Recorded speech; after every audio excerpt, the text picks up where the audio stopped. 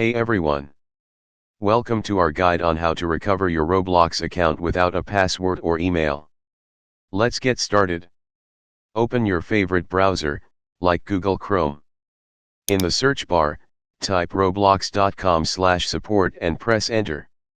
You'll be taken to the Roblox Support page, which has a Contact Us form. Fill out this form by entering your username and name. These fields are optional. In the email address field, type your email and then retype it in the confirm email address field. Select the device you're having the problem on.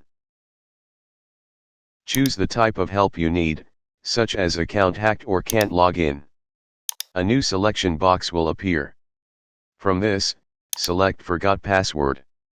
Lastly, type a description of the issue. After completing the form, click the Continue button at the bottom. On the new screen, solve the puzzle and submit the form.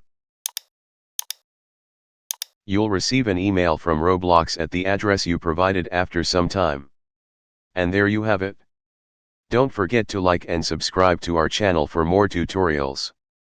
Thanks for watching.